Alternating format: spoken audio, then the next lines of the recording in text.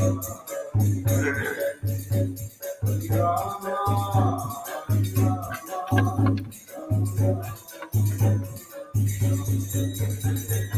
Krishna, Hare Krishna, Krishna Krishna, Hare Rama, Hare Rama, Rama Rama,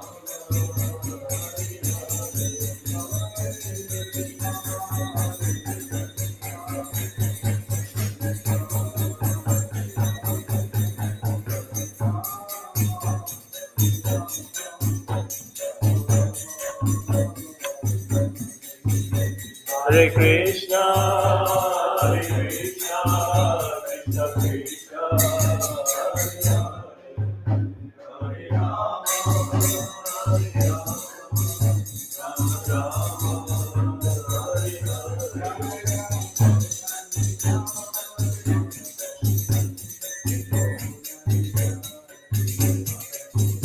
Jaya Kodanitai Mayapur Tashi Jaya Kodanitai Jaya Mayapur Tashi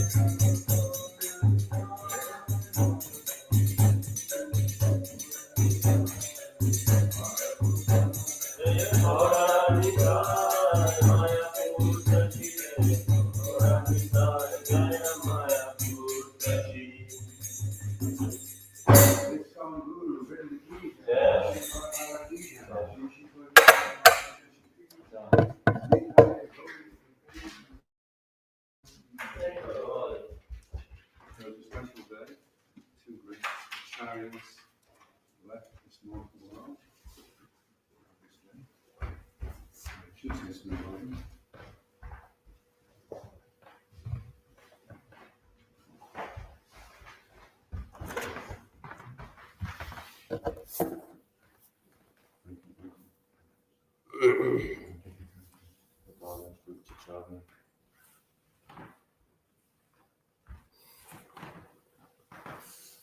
So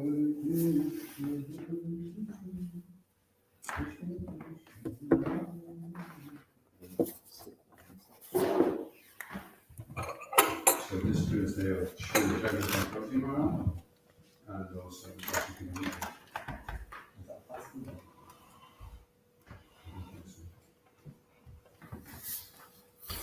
so we're getting ready. Srimad Bhagavatam Maharaj lived for 144 years. He took Diksha from Madhusudan Dasbhaji and did bhajan for many years in Surya Kund and Vrindavan. He was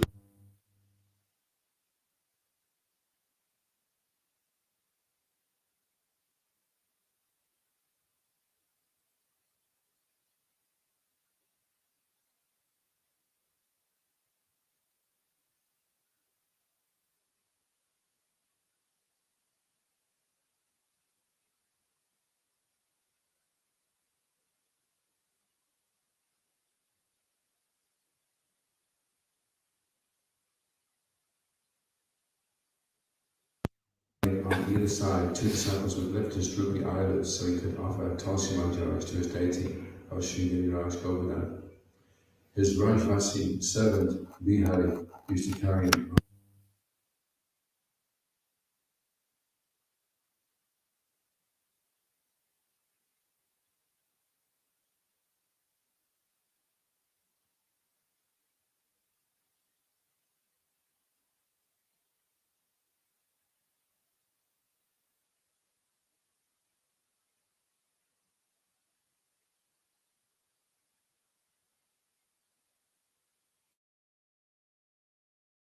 Desires to become a part of it. Therefore, listen to Vrindavan Sweeper, who is constantly serving the dust, breathing it in, rolling in it, more pure than anyone else. Silence filled the air, indicating everyone's acceptance of Babaji Maharaj's reply. Jagannath Das Babaji had many disciples. He often gave the following instructions. 1. You must avoid women.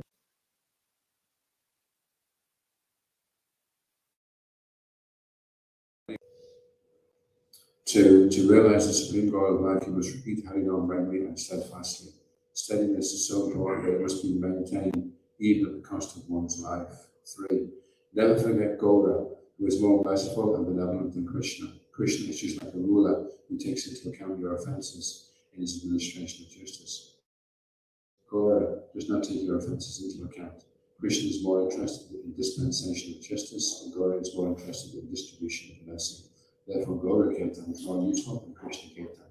Gaura Kirtan means Shri Krishna Chaitanya, Prabhu Nityananda, Shri Advaita Gadadhara, Shri Vasadi Gaura.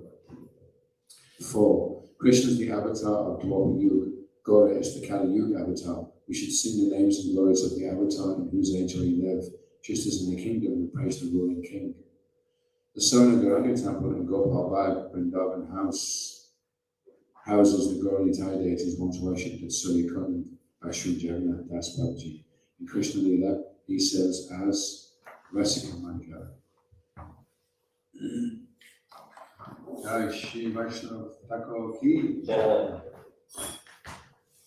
So, reading from Srimad Bhagavatam.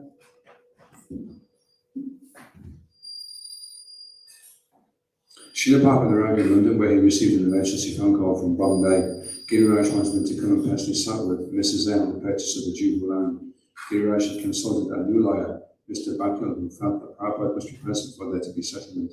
Another ISKCON lawyer, Mr. Chandawal, also advised that Srila Prabhupada come immediately to Bombay. Giriraj therefore had telephoned Prabhupada, begging him to please come and settle the matter with Mrs. M once and for all. Prabhupada agreed. He would remain in London until Janmashtami, then he would return to Bombay. Srila Prabhupada Ki. Om Namo Bhagavate Vasudevaya.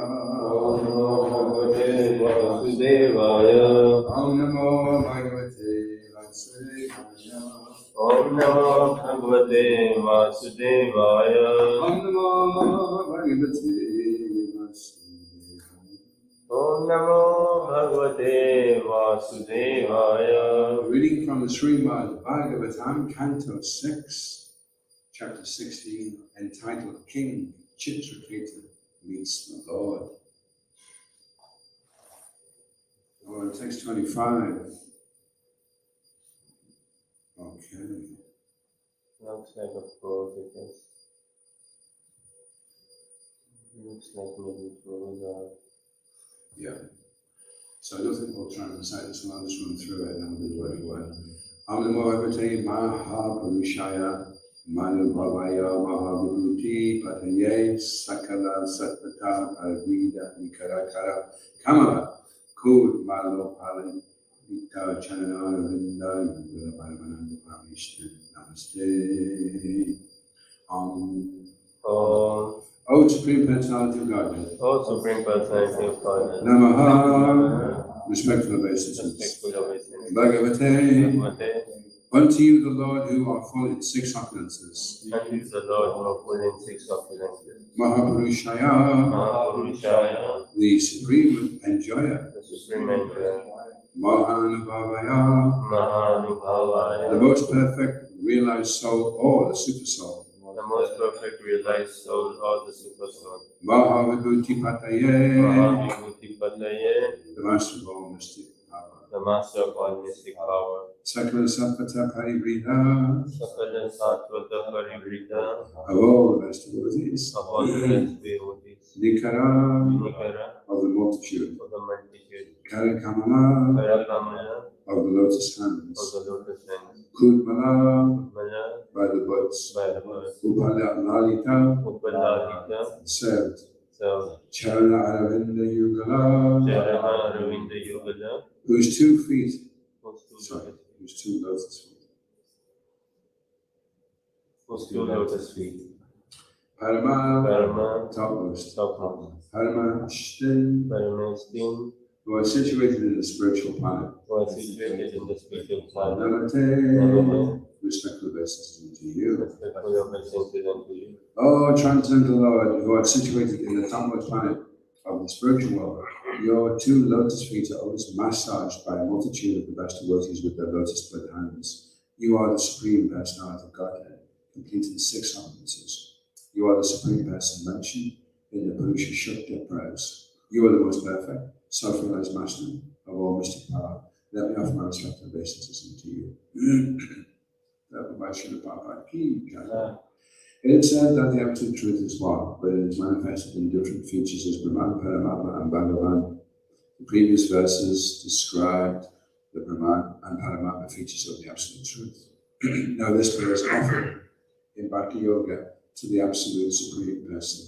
The words used in this regard are Sakala, Satvata, Parivrida. The word Satvata means devotees, and Sakala means altogether. The devotees who also have lotus feet serve the lotus feet of the Lord with their lotus hands. The devotees may sometimes not be competent to serve the lotus feet of the Lord, and therefore the Lord is addressed as Parameshta. He is the supreme person, yet he is very kind to the devotees. No one is competent to serve the Lord, but even if the devotee is not competent, the merciful Lord accepts the humble attempt of the devotee. Om Gana Timaranda Shagana Shakaya Chakshuram Nidhamdina Tasma Shri Guraya Shri Chaitanya Mayopistam Stapitam Yedutare Swayam Rupa Gadamayam Dadati Swapadantika Jaya Shri Krishna Chaitanya Bhavanichanda Shri Advaita Gadadha Shri Bhattani Gauravakrita Hare Krishna, Krishna Krishna, Hare Hare, Hare Rama, Rama Rama, Hare Hare. So the Lord is situated in the topmost planet of the spiritual world, and your two lotus feet are massaged by devotees that have lotus wood hands. You're the supreme person complete in 6 opulences, and you were mentioned in the Purusha Shukta prayers. So the Purusha Shukta prayers are sung by the demigods when they approach Sankashan in Svetadweep. They go to the shore of the ocean of milk.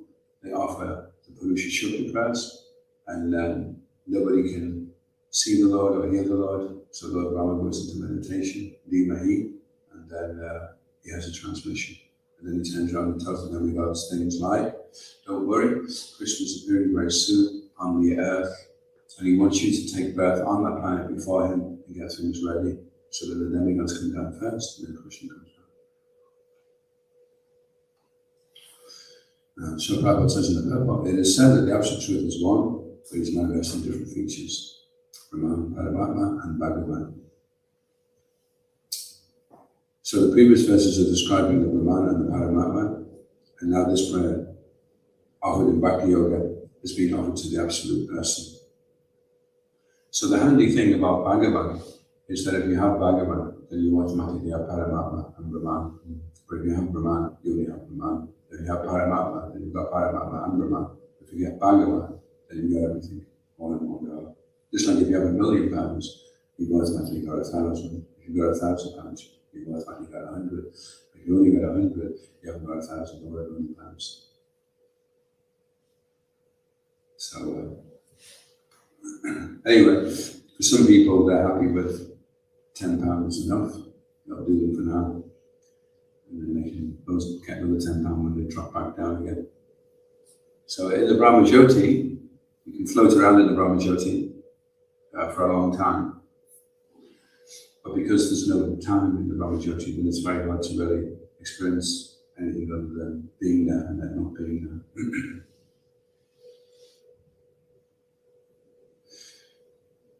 So this prayer is offered in Bhakti Yoga, so it's being very specific.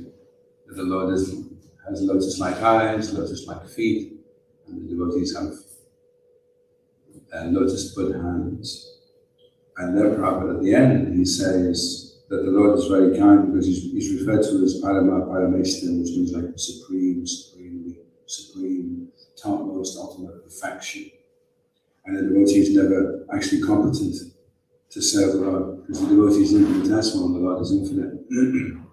So he can only really just try to his best. And he always feels the service is very tiny and insignificant. And then he appreciates that the Lord is being very merciful by allowing him to do an attempt to serve. So there's no pride. Well, utsamai, false confidence. And if the devotee remains aware of his position and he's fine, and if he forgets, then it could be a problem, a potential problem for him. Any questions or comments? Yes. Hi, Krishna. Hello. I was wondering what we were reading before about Ms. Jagannath Das Babaji. Yeah. And he was really advocating for the chanting of his name. Gora Kirtan, yeah. Oh, yeah, the Gora Kirtan. Yeah. And actually we see this during every Kirtan. But I'm wondering, according to Jagannath Das Babaji, we should really just be focused on Gora Kirtan, but most of the Kirtan we sing is Hare Krishna Kirtan. Yeah. So we have Jagannath Das Babaji Maharaj, then we have Srila Bhaktivinoda Thakur, then we have Srila Bhaktisiddhanta Saraswati Thakur, and then we have Srila Prabhupada. So if you look at it as a telescope with all these clear lenses in, and as it focuses, finally what Srila Prabhupada is saying is 16 rounds. So before that it was 64 rounds. So it gets sharpened and focused.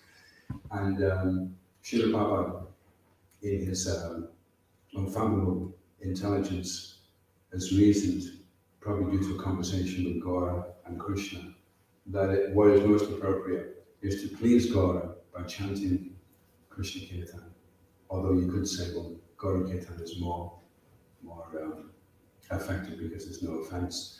But then at the same time, we want to be whatever pleases Lord Chaitanya. We only know really what pleases Lord Chaitanya by what the previous Acharya says. And it's the most recent Acharya. And it really does, the book really does stop with Srila Prabhupada. Nobody can come along now after Prabhupada because he's the founder Acharya and say, well, Prabhupada said that, but we're going to change it again. Prabhupada could do it. He's the founder Acharya, but whatever he sets in place, that's the Yugadam for the next 10,000 years. So it stays now carved in stone. And it's Krishna Kirtan that Srila Prabhupada. But he also does say we have to approach the Panchatattva. So before we chant, we say the Panchatattva mantra.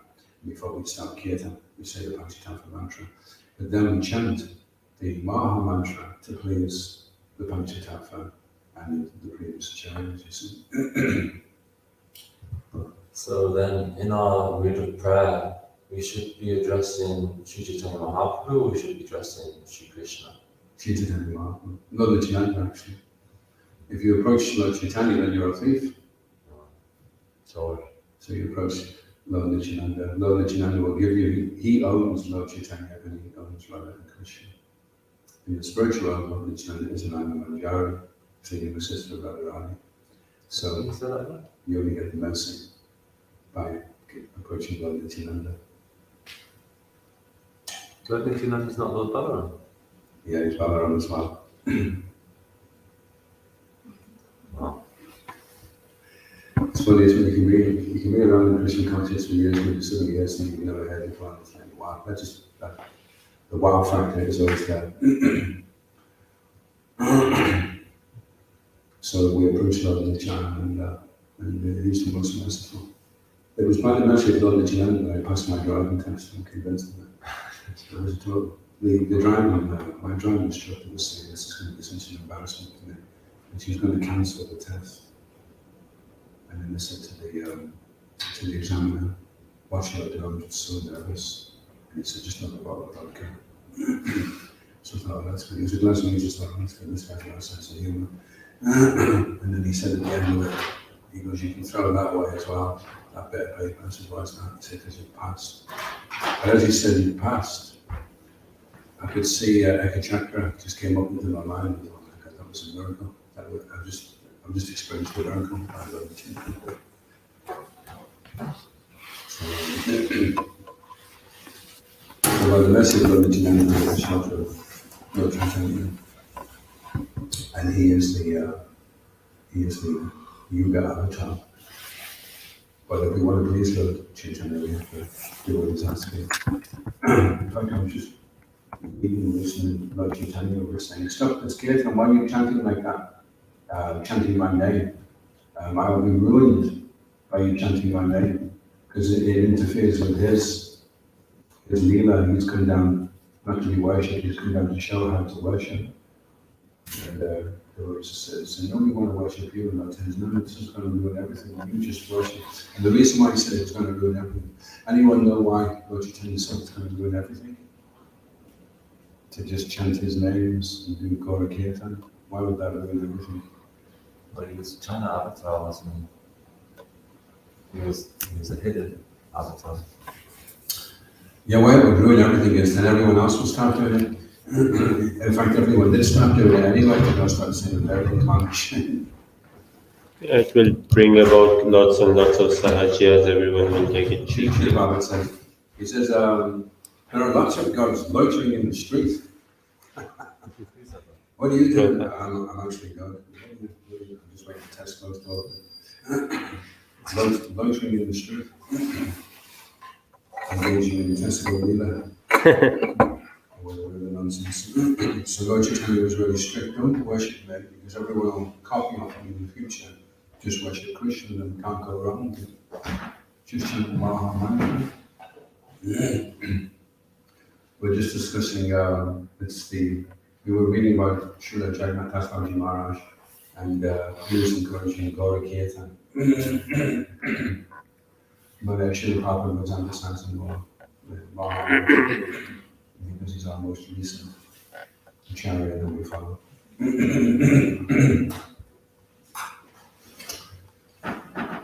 So, your questions?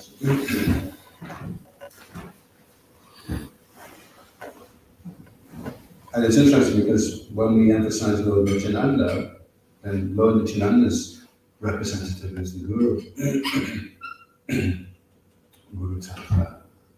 Guru Tattva is the Jiva Tattva empowered by Bhagavatam to deliver the fallen souls. It's Guru Tattva. So by his mercy, we gain the shelter of Lord Nityananda, and then by Lord Nityananda's mercy, we can approach Lord Chaitanya, and then Lord Chaitanya will give us Radha and Krishna. So yeah, we have to follow instructions in context as well, because Srila Prabhupada said a lot of things and wrote a lot of books, and you could take a statement out of it and say, oh, Srila Prabhupada said it's okay to do this. But Srila Maharaj was saying, first of all, read all 18, 90 books of Srila Prabhupada, hear all his lectures, and then look at that particular comment that is made at that particular time, in that particular circumstance, and then take it in the context of the main body of his teachings. What is he generally recommending us to do? Don't take some ambiguous, abstruse statement from some place, some time, and then just try to slam that as the absolute truth, with some of the other things that I'm saying. So it has to be contextual. So there's actually a purport when we were doing the Garanga campaign, and in fact even Srila Bhagavatam, some of them were doing Panchatattva mantra rounds, just chanting Panchatattva all the time, over 100 times, Srila Bhagavatam stuff. And there's a purport in the Chaitanya Charitamrita where Srila Prabhupada is encouraging that before you approach Radha and Krishna in the form of the Maha Mantra, that you first of all regularly chant the name of Guru and Garanga, and then when you become purified because they don't take any offense, then you can approach Radha and Krishna in the Maha Mantra. But that particular statement was very much emphasizing the mercy of Lord Chaitanya, but then the general thrust of the instructions that Srila Prabhupada is giving was chant Hare Krishna 16 rounds on your knees, without offense.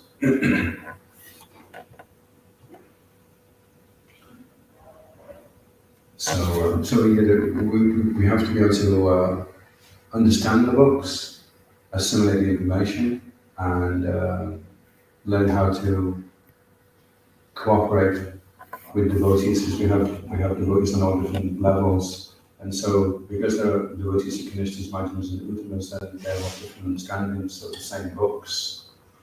And then we have to learn how to respect everybody and understand what level we're on, and how to associate with devotees, and how to look for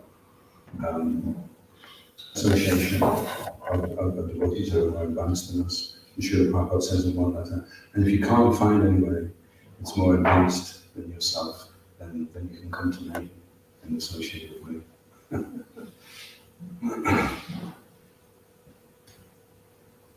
Because that could be a problem.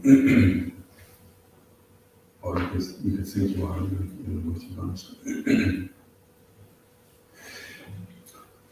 So Srila Prabhupada was making a point at the end of the purport, the devotees may sometimes not be competent to serve the lotus feet of the Lord, and therefore the lotus addressed as Parameshta. He is the Supreme Person, yet he is very kind to devotees. So first of all he says sometimes, but then he says, I think he's breaking to us gently. First of all he says sometimes you may not be competent, but then after he says, no one is competent to serve the Lord. But even if the devotee is not competent, the merciful Lord accepts the humble attempt of the devotee. So even Srila Prabhupada felt like that, and the amount of service that Srila Prabhupada did, the amount of success he had, and he said it is dangerous to think we are anything other than very teeny. We are just very teeny. So what can we do? What service can we offer? We can do a very teeny thing. So Adhoksaja very much was surpassed what Srila Prabhupada had done, and he considered his service was teeny, 7 hours a set.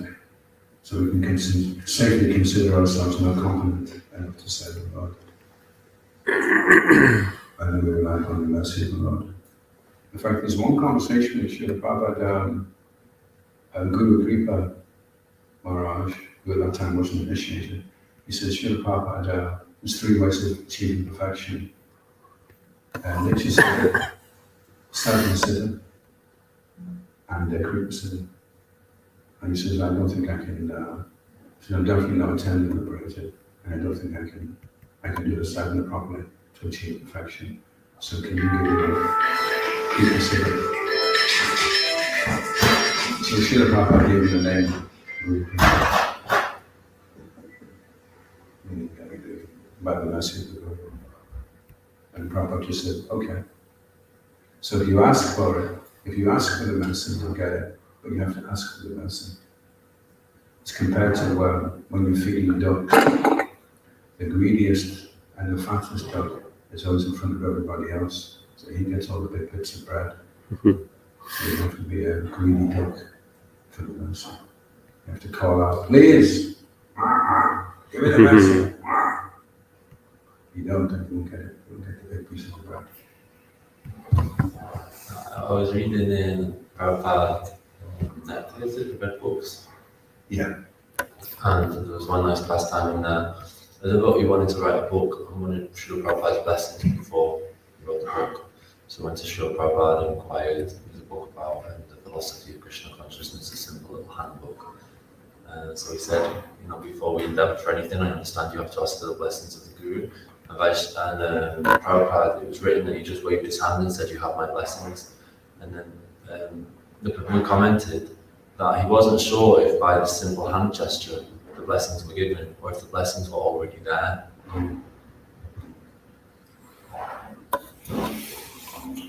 Well, in the case of Srila Bhattacharya Disciple, he gave himself sannyas to a picture of God. So it is possible that you can be aware that you have the blessings. But it's nice to get a confirmation. That's what was very hard for Srila Prabhupada disciples, because when Srila Prabhupada left, they only lived in the room. Some of them for like 3 or 4 years. And the whole foundation of the Christian consciousness just disappeared from them. And then they had to try and go on. And the only way, Srila Prabhupada said, whatever I have to tell you is there in my books. So their lifeline then was the books, So I think there's two things that the penny needs to drop if you're going to go anywhere in this kind. The first penny that needs to drop is how vital reading Srila Prabhupada's books are. And if that penny drops, then the other penny that should drop straight after it is how vital it is to chant Hare Krishna, which is what the books are saying. Srila Prabhupada said, my books are just word juggling to make you chant Hare Krishna. So So if you read the books, and then you're thinking, I should chant Hare Krishna, or I should chant Om Namo Shivaya. Okay, you need to read the books because you missed it somewhere. And it's not the first book I read that was really motivating me was the Science of Self-Realization. And before I finished that book, I started chanting. It was like really powerful way it was presented. And I remember I was in a playground in Manchester. It was late at night. I was down on one of those roundabouts, and there was just spread eagle looking up at the trees. And I was saying Krishna, Krishna, and I was hoping Krishna was just going to grab me and call me back. I didn't realize it would be tough on me right away. I just chant Krishna, Krishna. Wait for you, having come up with hands. Yes. Come up here, we're having a picnic.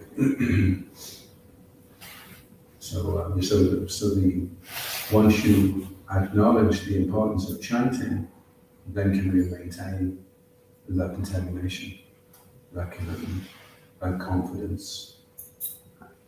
That was really nice.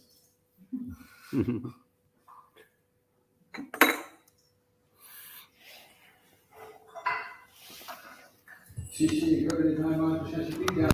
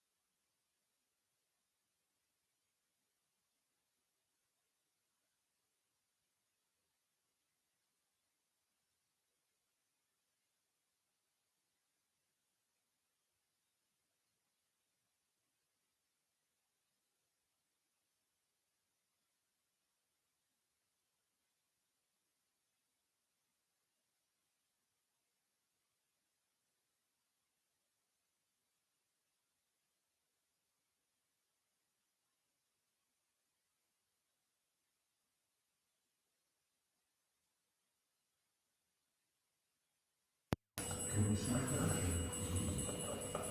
I don't really taste that just yet. We talk about something like I was round at my granny's last week and we were driving a very fast car and I was like, oh, that's the only thing that's fast car.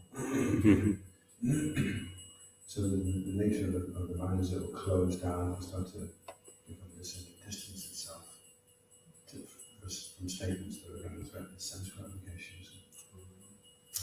And so you're trying to focus and you're trying to read, and at the same time you're trying to run away from it. So you've got a bit of a conflict of interest going on there. And it takes a little while to kind of get over that hump, and then start to become inspired. Yeah, give up sense gratification. That's what I need. So it's interesting that Rupa Goswami is saying one carefully chants a natural relish for the awakening of his tongue. So his prerequisite is, okay, you don't have any taste for this, but do it carefully. And carefully is something you can turn around to mean full of care. Care about it, be concerned, be full of concern, do it carefully, chant carefully, read carefully, and then a natural relish will awaken in your tongue. And that's interesting, isn't it? A natural relish will awaken in your tongue, because it's really, I mean, how can you can go to the dentist and he says, yes, Mr. Spencer, what is it? And you say, I wonder if you could just have a look in my mouth and awaken a natural relish from the place for the holiday. I'm not sure I can find that, you know. A natural relish awakens within your tongue. It's not something you've got control over, is it? You can just be careful. You've got control over whether you want to chant carefully and whether you want to read carefully. That you can do. You'll just have to wait till the natural relish awakens in the tongue. You can't provoke it or invoke it in any other way than careful application. And obviously, the more careful, the quicker it will awaken. And some days there will be a natural relish, and some days there will be a natural relish. Because that's the nature of devotion service in the beginning, it's unsteady. So it's up and down. And you have to just kind of go with the course, and it starts getting less vacillation, and then eventually it settles, and then it goes steady. And then the path goes smoother, and the speed goes faster, and everything becomes more interesting, more exciting. So it just takes time. Time the destroyer of all anarthas. But you have to hang in there to allow Krishna to do that. You can't do it all in one go because it would be too intense for us. Generally. You see when Krishna's killing the demons, like with Putina, he simply takes a straight back up, but what he does is he gives it like a concentration of intense purification. So generally, when I was keen on that, we'd sing a bit of the more kind of gentle way and naturally allow it to awaken. But we have to be very clear about what it is we want to awaken and the signs of what it is when it is time to awaken. You got a question down in the group?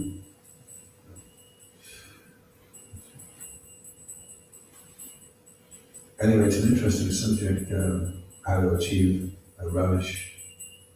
And I think sometimes we misunderstand when it's saying you get a taste.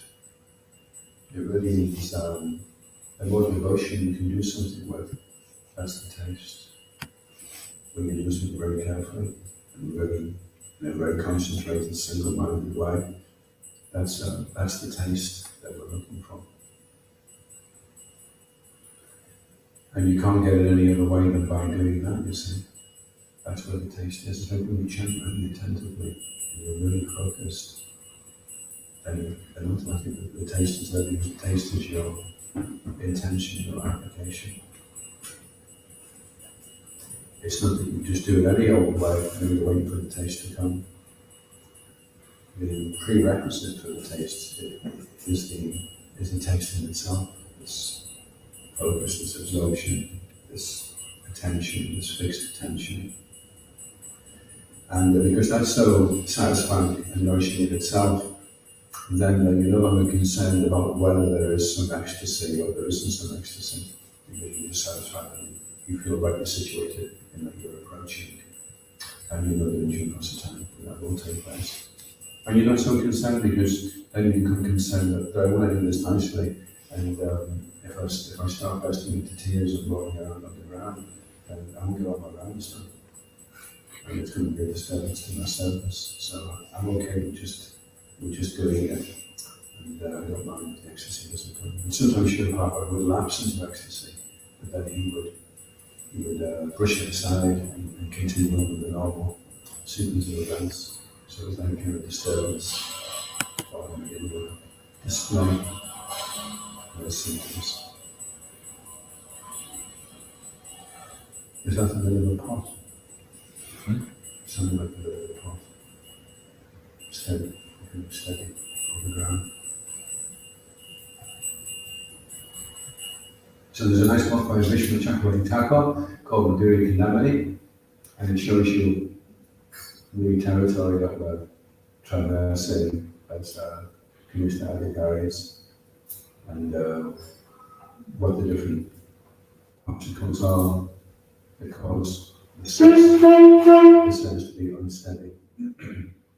So we want to get to steadiness as soon as we possibly can.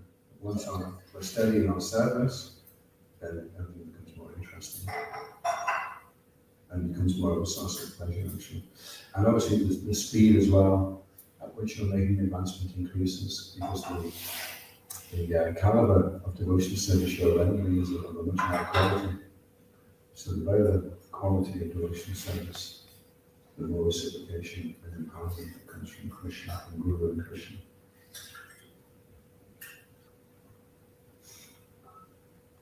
So if you have the great fortune of being initiated by a spiritual master who you can directly interact with, and that's a huge resource, source of inspiration, reassurance and encouragement in spiritual service. You can have all your fears, worries, mental vacillation.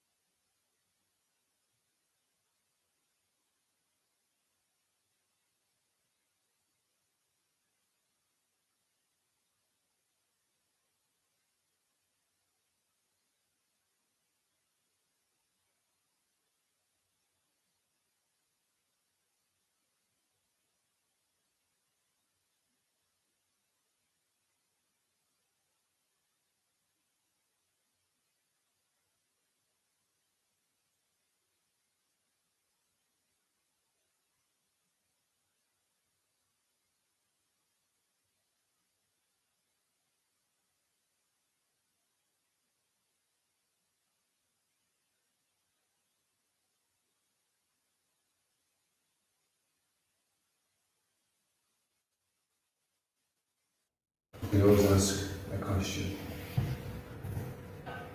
and then it keeps things going. So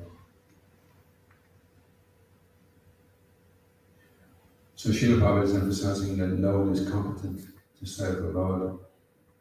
But the disciple of the spiritual master always feels that a spiritual master is competent to serve the Lord. So how do we take that as disciples of spiritual masters, or aspiring disciples of spiritual masters? How do we understand the statement that no one is competent to serve the Lord? Wouldn't that be offensive to think that your spiritual master was incompetent to serve the Lord?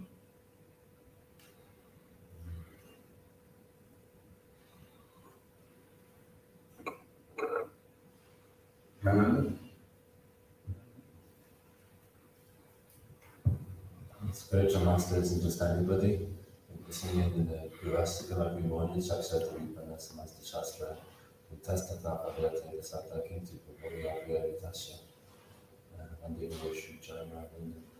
The spiritual master is a representative of Krishna. He's a mercy incarnation as the Lord. And in that way, we worship the spiritual master as Krishna, as the Lord. Any other? How do we safeguard against thinking, well, no one is competent to serve the Lord, so also my spiritual master is not competent to serve the Lord. When we hear from the spiritual master or from a realized Vaishnava, then there will be a revolution of Krishna consciousness in our heart. And a spiritual master is like a role model or inspiration that who or what a pure devotee is like.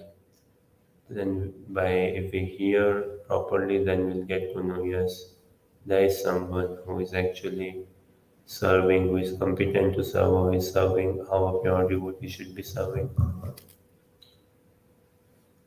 Yeah, what's interesting is that the spiritual master, he is the spiritual master because he doesn't think he is the spiritual master.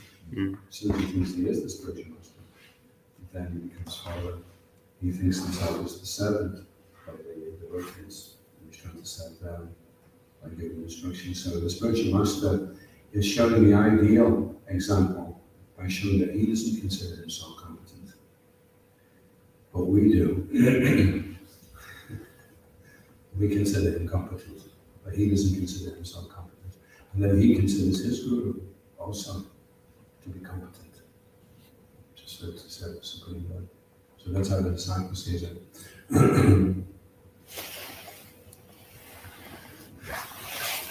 So, what about any other devotee who's maybe not a spiritual master, then can we look at that and think, you're not competent to serve the Lord, you're only dependent on the Lord's mercy?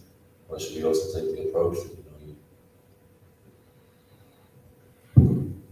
that, Well, if it's another devotee, then we may see that he's not competent.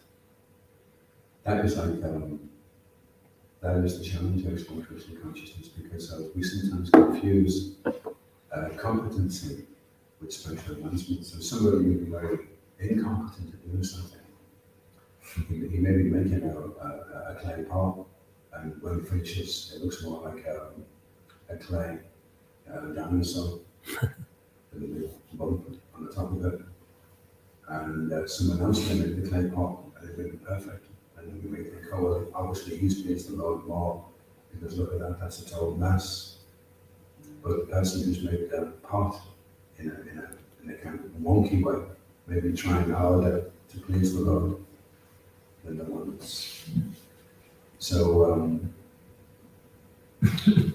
we apply it to ourselves that we don't feel we're competent. And to all of the other devotees around us, we see that they're all trying to the best of their ability, and how Krishna reciprocates with them and appreciates their service is something that we don't interfere with. Okay, well, they're trying their best, and they're trying, so the results may be different. So that can sometimes be the problem, is that if a devotee comes into the community of devotees, a new person comes, and this person is very, very professional. He's got 7 PhDs. He can chant his round, standing on a tightrope, jumping through watermelons. So this guy is so together. He has 57,000 slokas, and he does, he's a brilliant. He's got 4 arms in the kitchen. He's got 4 cats on the go at the same time. I mean, it's just amazing. So then he's looking down his nose at the devotees that are struggling to do what seem like simple tasks to him. So Guru Swami advises Dristali Sarava Janate Vakasasa Dosha. He compares the devotees to being sometimes like the Ganges water.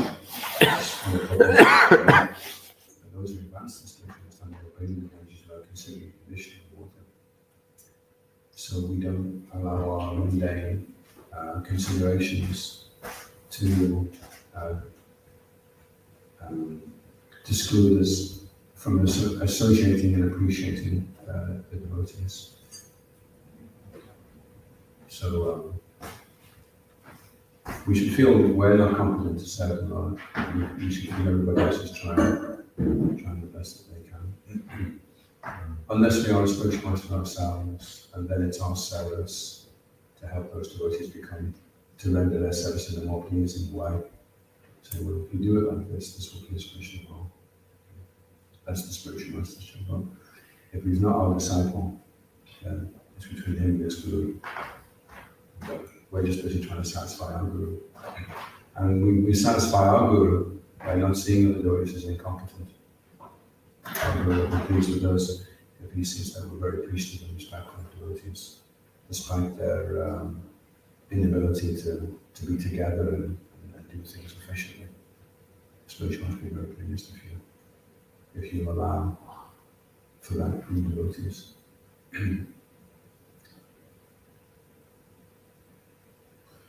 Jai. Yes, come to the key. Jai. Go to Prema. Haribol. His grace Adhoksaja Krishna Prabhu ki.